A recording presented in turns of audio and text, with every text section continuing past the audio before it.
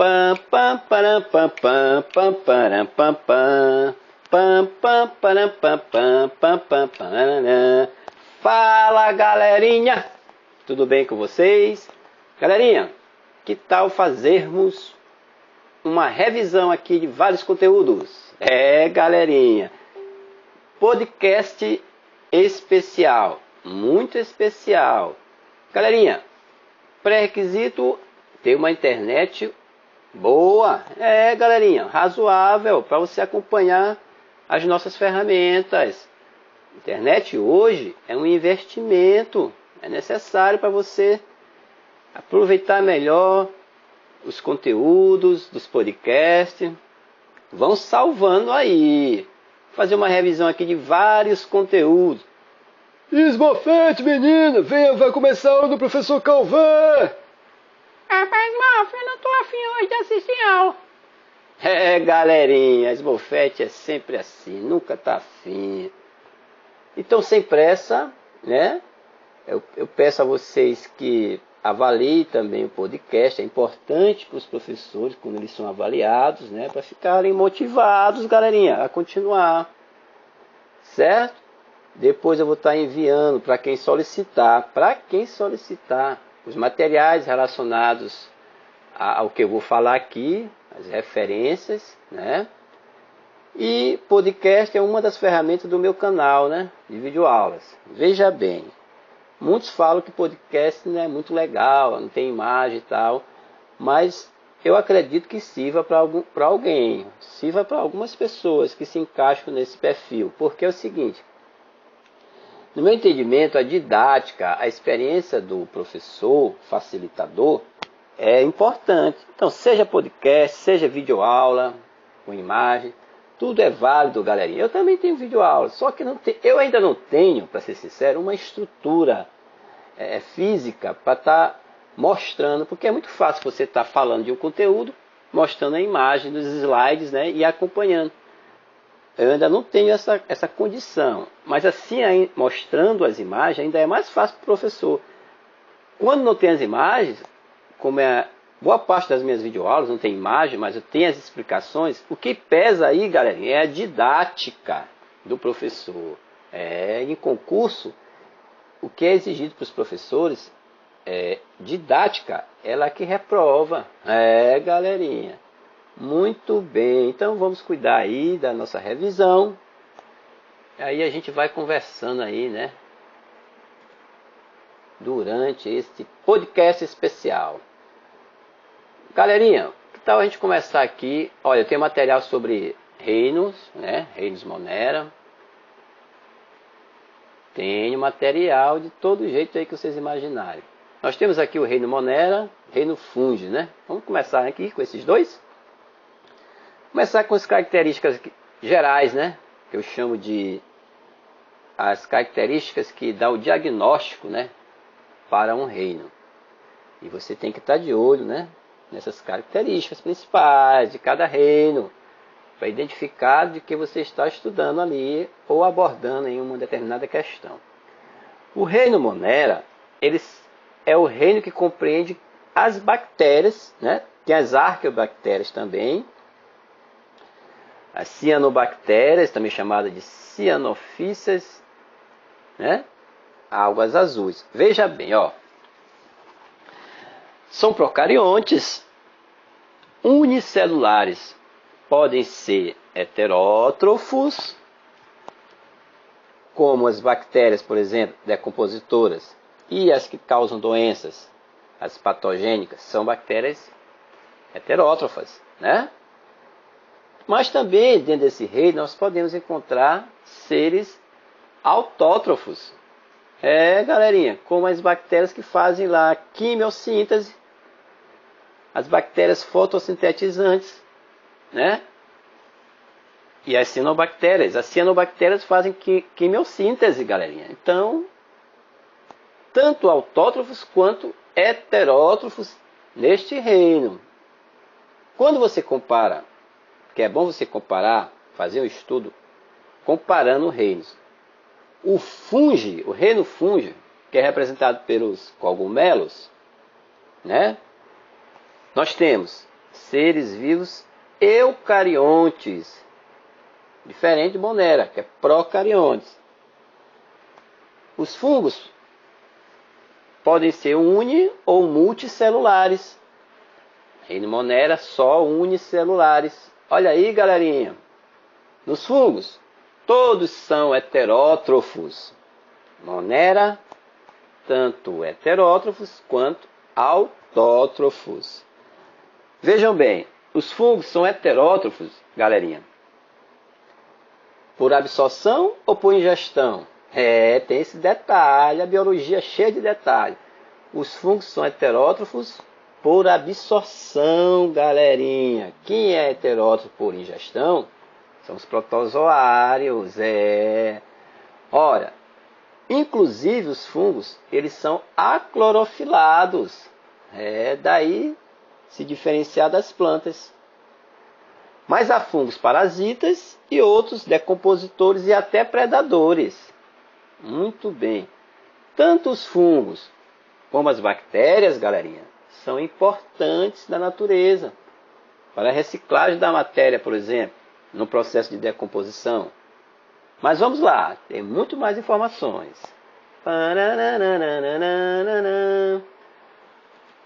As bactérias, galerinha. Existe um estudo comparativo nessa classificação dos moneras, na verdade. Esses estudos comparativos, eles são feitos à base de componentes químicos, como DNA, RNA, proteínas, de diversos seres vivos, do reino Monera. Então, os cientistas eles propuseram uma classificação. Essa classificação, gente, é importante que vocês rabisquem, galerinha. Tome nota. Tem as arqueobactérias e as eubactérias. Galerinha. Arqueobactérias, arqueo, esse prefixo quer dizer primitivo, arqueo, antigo, galerinha? Sempre quando a gente estuda a biologia, ter noções de radicais greco-latino ajuda muito. Professora, em sala de aula, o aluno chato, o aluno carrapato. Professora, consegue para mim um vocabulário de palavras de origem greco-latina? Galerinha, eu adoro esses alunos carrapatos, porque são os que mais aprendem. Você é aluno carrapato ou aluna? Pois seja aluno carrapato, menino. Arqueobactérias são espécies pouco estudadas, gente. Ainda são pouco estudadas. Mesmo porque elas vivem em ambientes inóspitos, em condições assim, ambientais inóspitas, que seriam desfavoráveis, mas para elas não. Parecido com aquelas condições primitivas da vida na Terra, que vocês estudaram lá em Origem da Vida. Veja bem, a maioria dos seres vivos eles não sobreviveriam em ambientes assim, com altas temperaturas, ambientes anaeróbios, pH muito ácido, alta salinidade, mas essas arqueobactérias, elas conseguem sobreviver. Não duvide desses micro-organismos, galerinha. E as eubactérias, olha o prefixo, eu, quer dizer próprio, As eubactérias, galerinha, constituem as bactérias mais conhecidas que a gente sabe aí, estudadas, e também as cianobactérias. Muito bem. Como seria uma estrutura de uma célula bacteriana? Ou uma célula procariótica? Que palavra linda! Ela teria, morfologicamente, uma cápsula, não é isso? Atentem. Vamos dizer que seja de fora para dentro. Teria uma cápsula. Vão aí desenhando. Teria uma parede celular. É importante que se diga que essa parede celular, ela é uma camada protetora, claro, mas ela é permeável e com condições químicas complexas. Olha, fungo tem parede celular, planta tem parede celular. As bactérias, a parede celular é formada por quê? Anotem, galerinha. Peptídeo glicanos, pessoal. A constituição química da parede celular bacteriana. Anota de novo. Peptídeo glicanos. Essa palavra lembra o quê? Peptídeo glicano. Proteína e açúcar. Não é isso, galerinha? Muito bem. Então vamos continuar explorando aqui uma célula bacteriana. Cápsula, parede celular, Estão desenhando? Aí nós temos, vamos imaginar que ela tem uma membrana celular. Todo micro-organismo, toda célula é formada por membrana celular. Membrana celular tem todos. Tanto células de protozoário, de plantas, de fungos, células animais, certo? Tem membrana celular, certo? A composição é a mesma, lipoproteica. E você sabe que nós temos podcast sobre membrana celular. A propriedade principal dela é o que? A permeabilidade seletiva. Mas, professor, o que mais tem numa célula bacteriana? Aí vem a importância de se estudar morfologicamente, caracterizar uma célula procariótica ou uma célula bacteriana. Chamar atenção para algumas estruturas. Ribossomos é uma organela presente na célula procariótica. Ribossomo, galerinha, é a única organela que é comum tanto à célula eucariótica quanto à célula procariótica. Função, síntese de proteínas.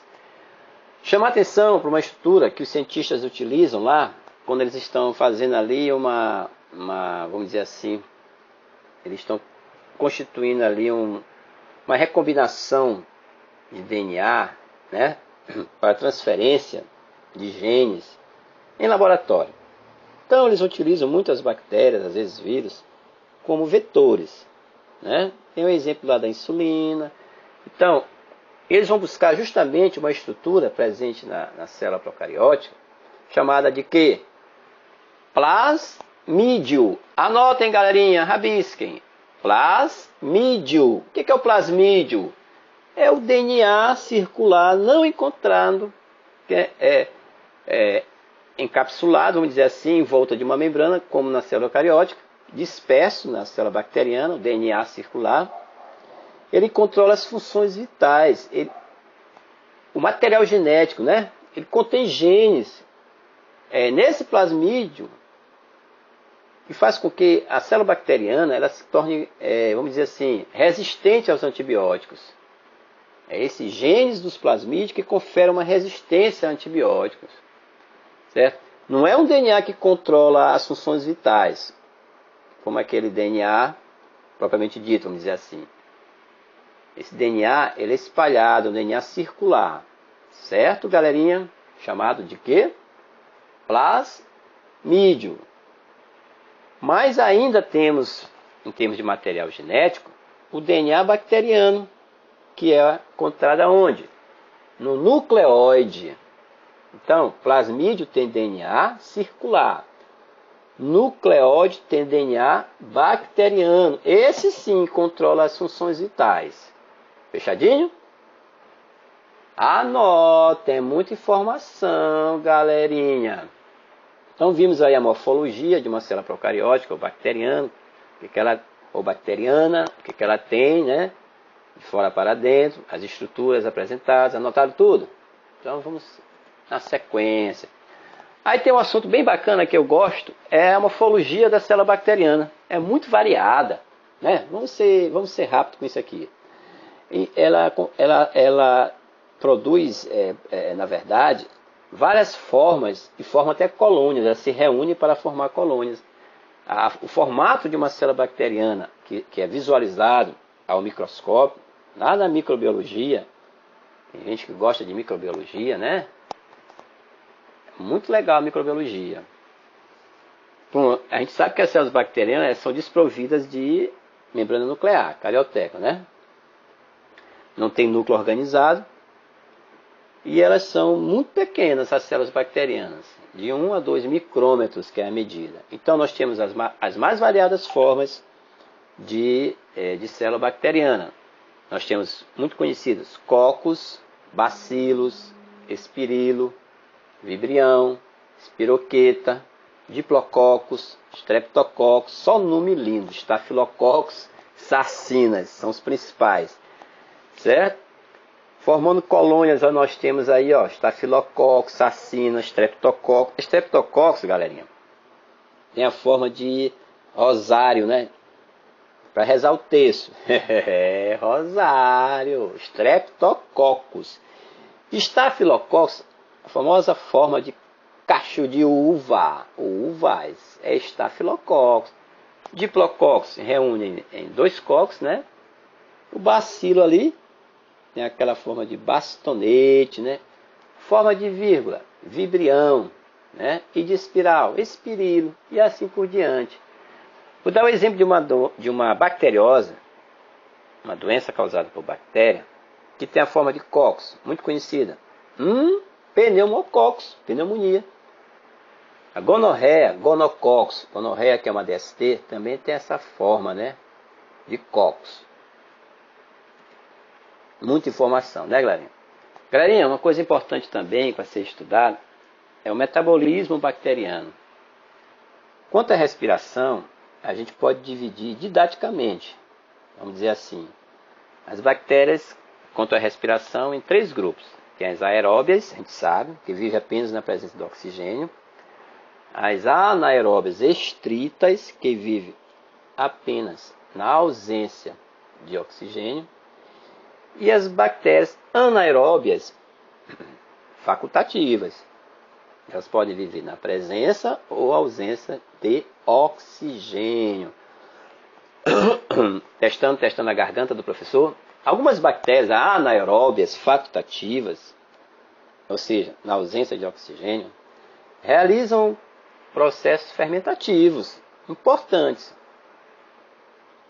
Usados onde, gente? Na indústria alimentícia, fermentação alcoólica, certo? Na produção de bebidas alcoólicas, fermentação lática, produção de iogurtes. São bactérias anaeróbias facultativas, na ausência de oxigênio.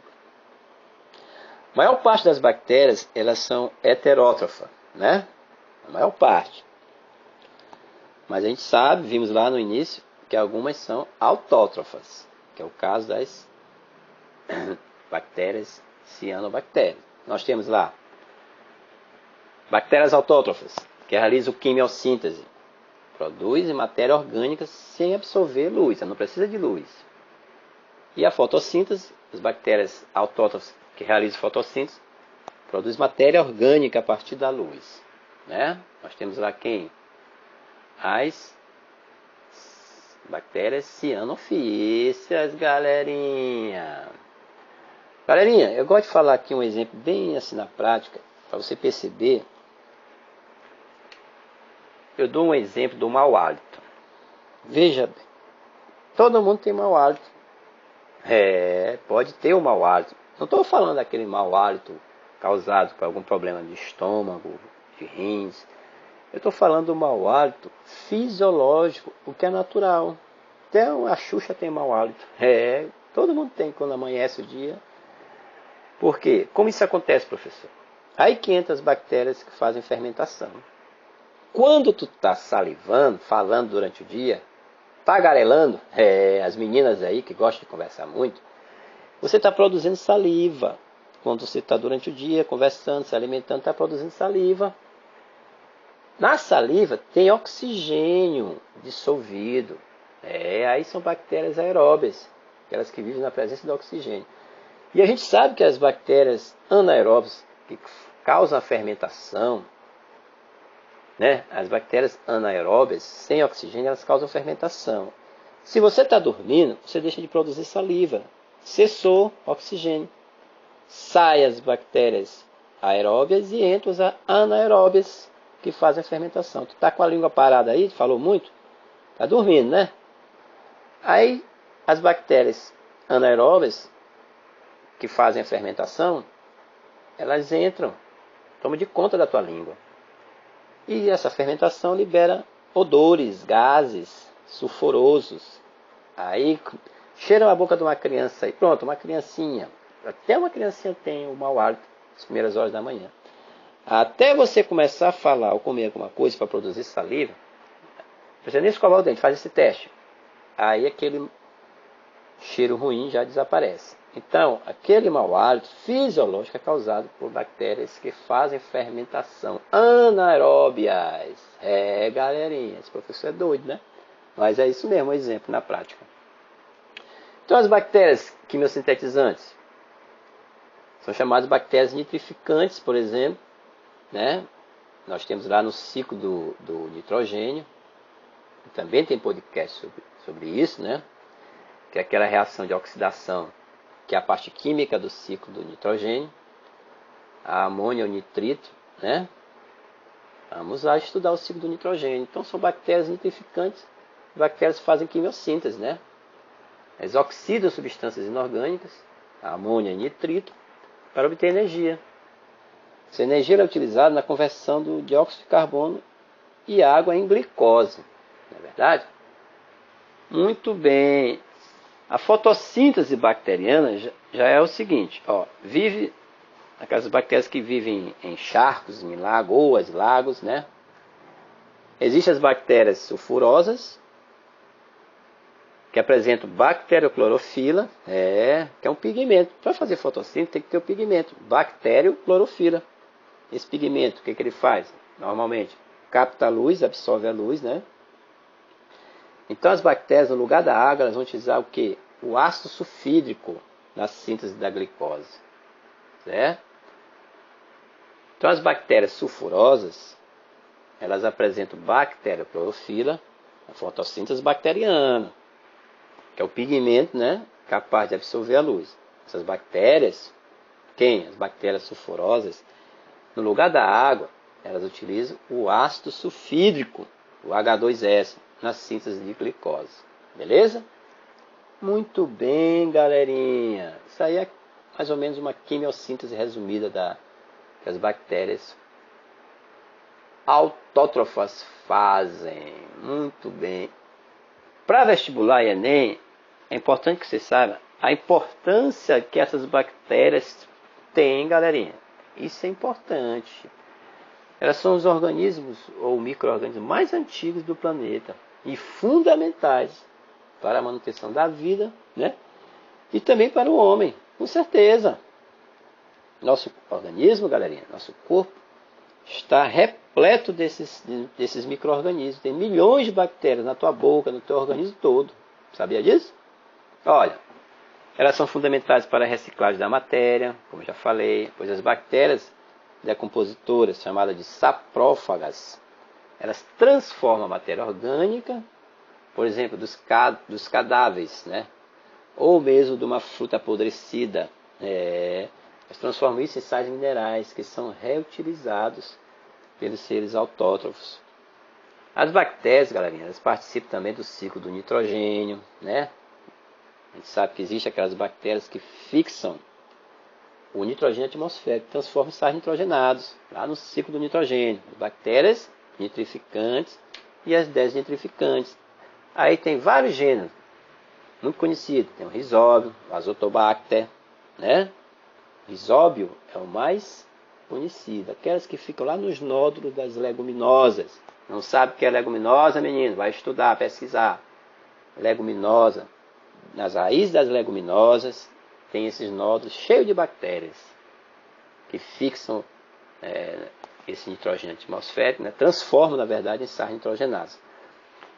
Uma outra importância que tem esses micro-organismos é lá na indústria alimentícia, em produção de vinho, em função da fermentação, né, galerinha? Iogurtes. Vocês gostam de iogurtes? Coalhadas, queijo. Elas não são importantes, as bactérias? São. E lá na biotecnologia, falava há pouco das bactérias transgênicas, que servem como vetor, né? Lá na insulina, clonagem do DNA, produção de vacinas, insulina, produção de hormônios. Então, elas são importantes também na biotecnologia. Aí eu falava sobre o quê? Sobre a estrutura que os cientistas utilizam para fazer essa manipulação, vamos dizer assim, genética, que é o plasmídio, onde tem o quê? O DNA circular. Na medicina existem bactérias que causam doenças diversas. Aí dá até uma música de Titãs aí, né? Tem a tuberculose, lepra, cólera, né? Leptospirose, peste bubônica lá, que tem como vetor artrópodes, né? Pulga, piolho, peste bubônica, meningite meningocócica, as pneumonias, gonorreia, brucelose, que eu achava até que era uma banda de forró, mas é uma bacteriose, sífilis, e muitas doenças. É importante que o aluno saiba diferenciar doenças causadas por bactérias, por fungos e por vírus. Em sala de aula, sempre, a minha primeira atividade é essa, do segundo ano principalmente. Você tem que saber na ponta da língua pelo menos 10 doenças causadas por bactérias e saber escrever o nome científico, o agente causador etiológico. Galerinha, tem que saber assimilar, não decorar. Justamente. Por exemplo, tétano. Qual é o agente causador? Clostridium tetani. Clostridio é o gênero, tetânia é a espécie. Clostridio com Czão, C maiúsculo, que é o gênero inicial. Tetânia, Tzinho, T minúsculo, que é a espécie. Então eu boto os meninos para poder escrever, porque você anotando, você assimila mais facilmente os conteúdos. É ou não é, galerinha? Smurfette, tu tá entendendo, menino? Smurfette não quer estudar, galerinha.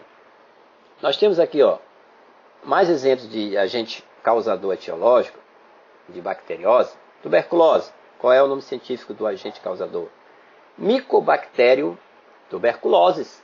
É o famoso bacilo de Koch. Mycobacterium tuberculose. Como se dá a transmissão? A maior parte do contágio se dá pelas vias aéreas superiores, né? A inalação de gotículas de saliva também. É possível também o contágio por via digestiva, através do beijo, pega a tuberculose, ou contato com tecidos contaminados. Os maiores danos ao organismo é nos pulmões, né? É o mais comum. Rins também, mas também acontece danos no intestino, ossos. Então hoje a tuberculose ela tem tratamento e muito eficaz, mas você tem que seguir. Se eu não me engano, o período de tratamento são no mínimo 6 meses, né? Uma bacteriose muito importante e também de interesse em saúde pública, que eu gosto de falar sobre ela, eu tenho nos meus materiais, vídeos, podcasts, é a leptospirose, galerinha, cujo agente causador etiológico é a Leptospira interrogans, ou Leptospira sp. Esse SP, porque você sabe, tem várias espécies. Como se dá a transmissão, professor? Ingestão de água ou alimentos contaminados.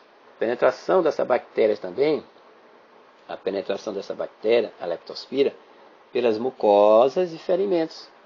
Vocês estão com ferimento aí no pé, vão andar descalços na chuva, né? Essa bactéria pode estar presente naquela água empoçada, porque algum vetor, qual vetor, professor? O rato urinou nessa água e você pisou com os pés nus, descalços, né?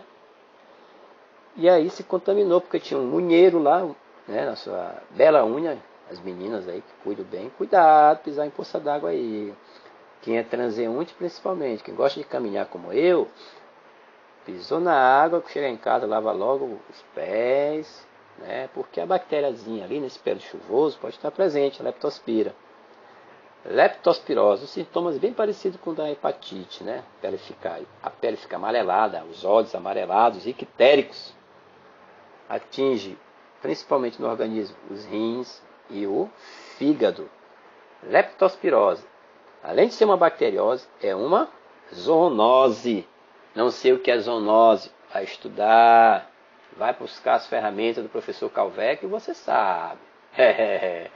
Muito bem, galerinha. Bactérias, né? Muita doença para ser comentada, né?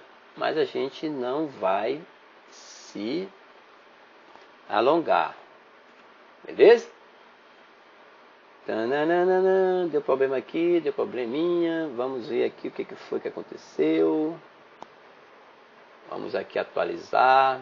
Muito bem, professor. Estamos aqui de volta, que deu chute, né, que vocês dizem, deu problema. Olha, gonorreia, Neisseria gonorreia é o nome científico. Gonococo, lembra das formas? A forma das bactérias da gonorreia. Relações sexuais, DST, né? Sistema reprodutor, são os danos causados no sistema reprodutor, né? Tanto do homem quanto da mulher. Pode causar uretrites, que é a inflamação do canal por onde sai a urina no homem. E também lesões na tuba uterina da mulher. Interessante quem está na vida sexual ativa, que muitas das vezes o cara gosta de se tratar no balcão da farmácia. Justamente porque lá também você não pode contar com balconista, porque não tem médico lá, é o balconista. E muitas das vezes as pessoas confiam muito no cara da farmácia. A menor suspeita de sinal e sintoma, nos órgãos genitais, procure o médico fazer os exames, certo é isso. Porque muitas das vezes, por uma questão de tabu, as pessoas não manipulam seus órgãos genitais e não sabem se está doente. É a manipulação. Lavar bem no banho, né, as partes, os órgãos genitais, ver a alteração na hora da micção, se tem algum ardor, alguma dor. Eu sempre digo em sala de aula isso aí. A primeira medida é tomar bastante água, para forçar você a urinar bastante, para ver se lava o canal. Que canal, professor? A uretra. Na mulher é pior, gonorreia, porque ela guarda para ela. A mulher ela só transmite a gonorreia, que não exacerba as secreções, não sai, como no homem sai logo pelo canal, aquele pus, aquela secreção. Gonorreia, galerinha. A mulher não, é tudo mais interno. Então ela guarda, ela fica só transmitindo, só o contágio. O cara olha, vai numa festinha, quem vê cara não vê coração. Aí tem duas meninas, uma mais bonitinha e outra menos bonita, vamos dizer assim. Não existe ninguém feio, né, gente? Mas aí o cara foi afobado ali, estava com umas duas e também não usou camisinha, foi na bonitinha, e a bonitinha que tinha bactéria, transou sem camisinha e se contaminou. Certo é os dois fazer o tratamento. Então, galera, muito cuidado com essas relações sexuais desprotegidas, quando você não conhece o parceiro, quando você não usa camisinha. Isso tudo são aulas de sexualidade. Em sala de aula a gente capricha, os alunos gostam. Mas é outro detalhe. Certo? Muito bem, galerinha. Galerinha, a gente estuda em bacteriose, em bactérias, né? Reino Monera e também no fungo. A reprodução também é importante que se entenda. Veja bem, como é que se dá a reprodução das bactérias? Dois tipos, assexuada e sexuada. Tem os dois tipos. Assexuada ou agâmica, ausência de gameta. Se não tem gameta, não tem material genético. Sem mistura de material genético. Não há variação genética. Ao detalhe da reprodução assexuada. Não há variação genética, não há variabilidade. Dois tipos de reprodução principais. Assexuada das bactérias é a bipartição, né? E aquela que produz esporos, né? Endósporos, produção de endósporos. E a sexuada, professor, que tem a troca de material genético, variação de material genético, tem variabilidade, tem a conjugação, transformação e a transdução, certo? Lá na sexuada, na bipartição, uma bactéria, ela origina duas novas bactérias iguais, com o mesmo patrimônio genético da primeira. São os famosos clones, né? Clones. As estruturas relacionadas na hora da divisão binária, vamos dizer assim, na bipartição, é aquelas que têm o material genético, o nucleóide e o mesossomo, certo? Vão originar clones, né? Tem a duplicação desse nucleóide. Imagine mitose, mesma coisa. E a divisão da célula. Beleza? Duas bactérias formadas com o mesmo material genético. Extensão, bipartição. Duas bactérias formadas com o mesmo material ou patrimônio genético. É como se fosse a mitose. Muito bem, galera. Reprodução é importante. Certo? A conjugação, galerinha, que é um tipo de reprodução sexuada das bactérias, tem a troca ou transferência de material genético. Esse material genético é nos plasmídios. Essa troca e transferência se dá entre as bactérias através de estruturas chamadas de pontes citoplasmáticas, né? Alguns chamam de fímbrias, que faltou falar lá na morfologia da célula procariótica, que nós falamos de cápsula, membrana, parede. Tem as fímbrias. As fímbrias, gente, são chamadas também de pontes citoplasmáticas, certo? É por essas pontes que ocorre esse processo de troca, transferência de material genético. Por esse processo, algumas bactérias resistentes a antibióticos, por exemplo, transmitem genes, né, que estão contidos nos plasmídios para as bactérias normais. Então, as bactérias transmitem genes de resistência para outras normais, para estas também adquirirem a resistência. A pensando que as bactérias são bestas, então muita atenção nessa questão da intolerância, da tolerância, da resistência de algumas bactérias a antibióticos, certo? Isso é muito comum quando a gente fala de superbactérias, as bactérias que estão contaminando leitos hospitalares, muitas das vezes elas se tornam bactérias resistentes ou superbactérias. Então, conjugação é basicamente isso, essa troca de material ou transferência de material genético encontrado nos plasmídios das bactérias, a troca entre as bactérias, e é um tipo de reprodução sexuada das bactérias, conjugação. E onde se dá essa troca? Através de que estrutura? Das fibras ou pontes citoplasmáticas. É o que caracteriza a conjugação. Beleza? Transformação, outro tipo de reprodução bacteriana, ocorre quando a bactéria consegue absorver diretamente fragmentos do DNA, né? Do meio que passa a fazer parte do seu patrimônio genético. Essa transformação confere à bactéria a variabilidade genética, já que é uma reprodução sexuada, certo? Então, transformação ocorre quando a bactéria consegue absorver fragmentos de DNA do meio que passa a fazer parte do seu patrimônio genético. Isso vai conferir a ela o quê? Variabilidade genética. Transdução, outro tipo, é quando parte do DNA de uma bactéria é transmitida a outra, através de um vírus, por exemplo, como vetor, usado como vetor. O mais conhecido é o bacteriófago, certo? Na transdução é quando a parte do DNA de uma bactéria é transmitida a outra através de um vírus, que é o bacteriófago. Ok. Muito bem, galerinha.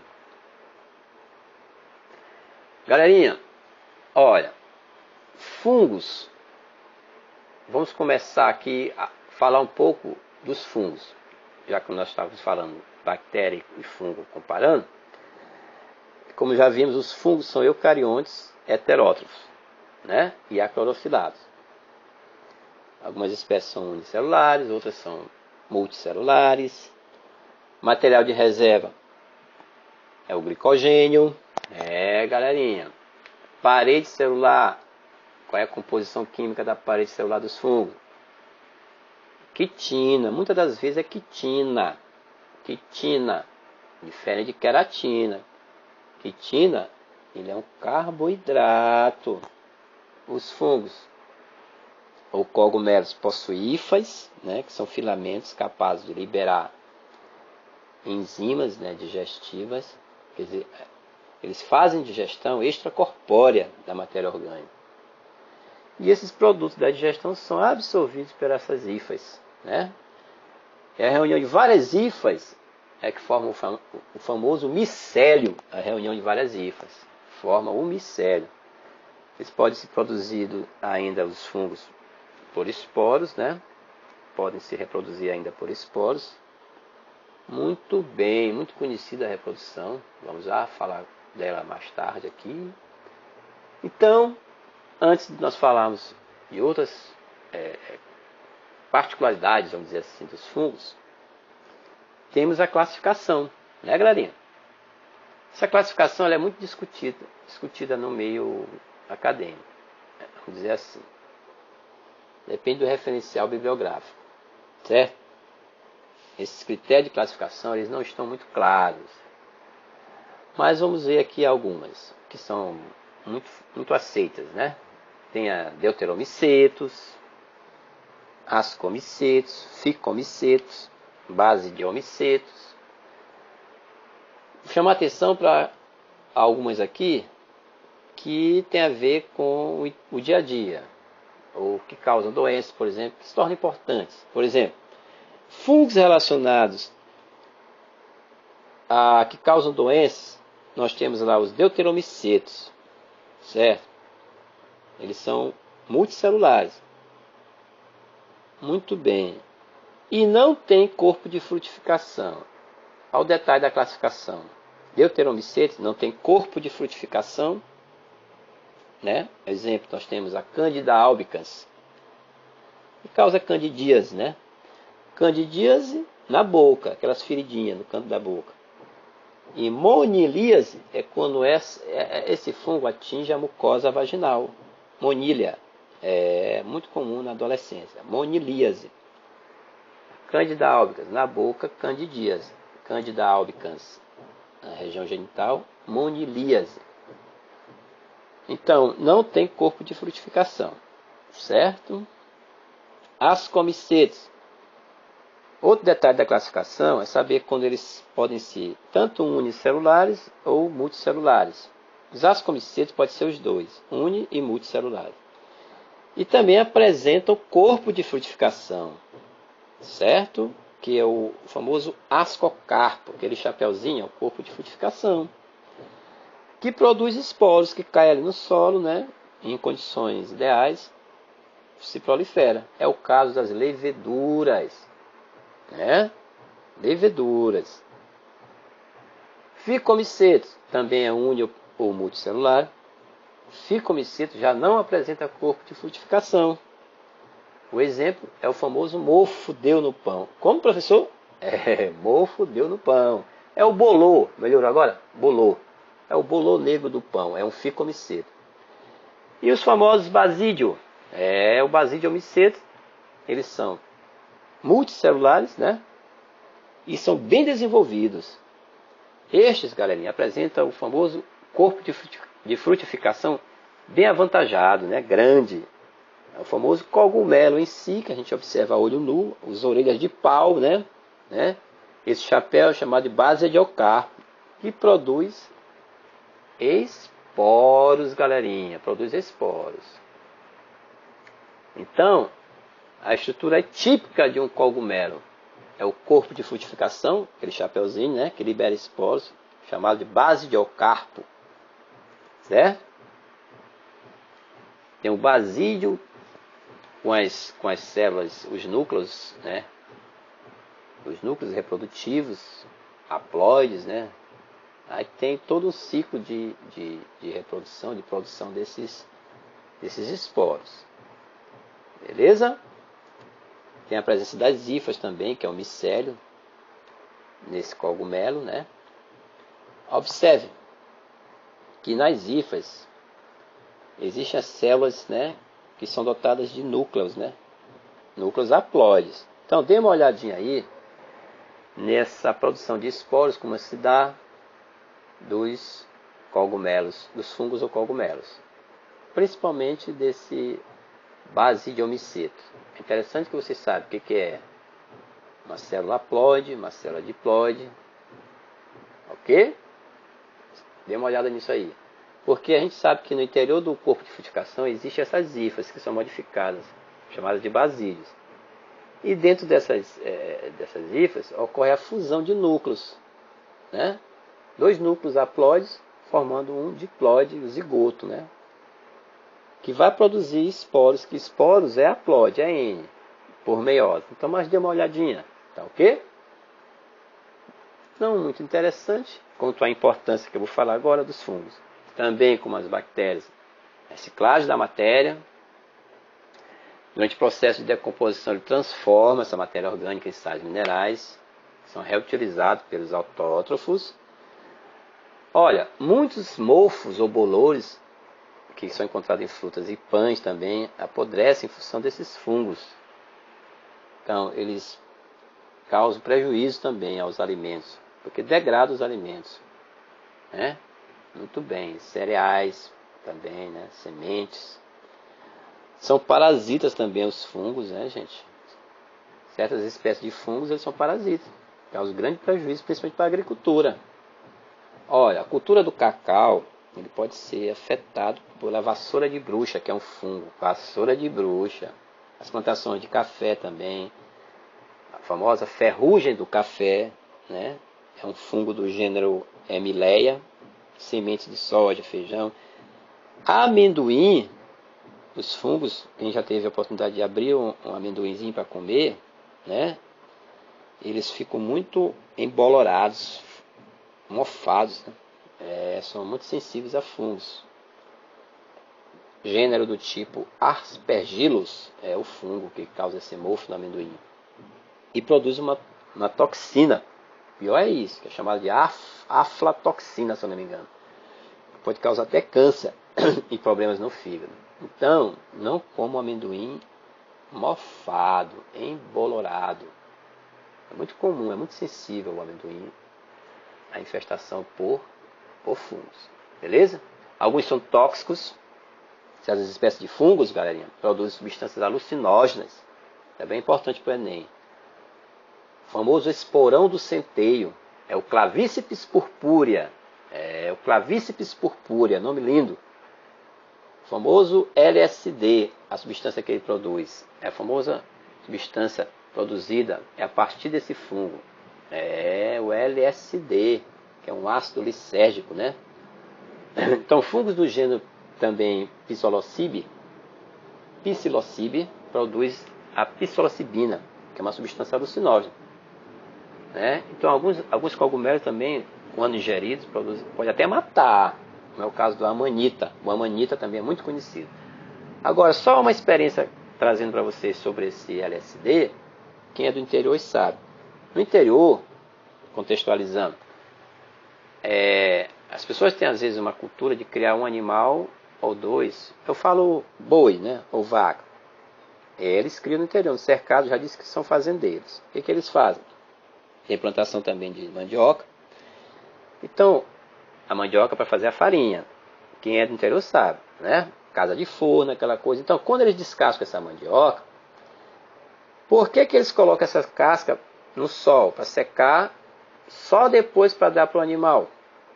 Justamente por causa desse LSD. Porque a temperatura ambiente, essas cascas, e a altas temperaturas, na verdade, o sol ali incidindo, os raios solares, faz com que esse veneno, esse princípio ativo, esse LSD, o LSD encontrado na casca da mandioca, ele evapore. Ele evapora ali, porque o cara lá ele não dá direto, ele nem sabe por que acontece isso. Ele não dá a casca da mandioca, né, que ele descarta ali para fazer a farinha. A casca da mandioca ele não dá direto logo para o gado quando ele descasca, não. Ele deixa secar por instinto, né, do interior. A gente tem que respeitar o caboclo do interior.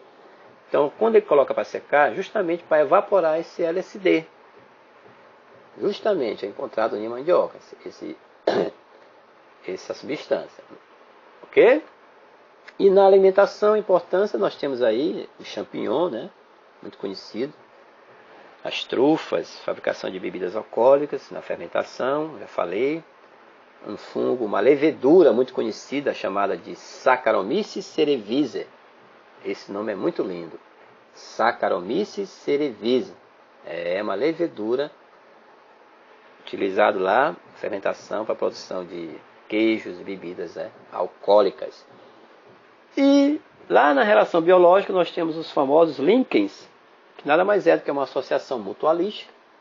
Tenho podcast somente sobre mutualismo aí no meu canal. Os líquens é uma associação mutualística entre hifas de determinados fungos e diversos tipos de algas. Isso não cai mais nem vestibular.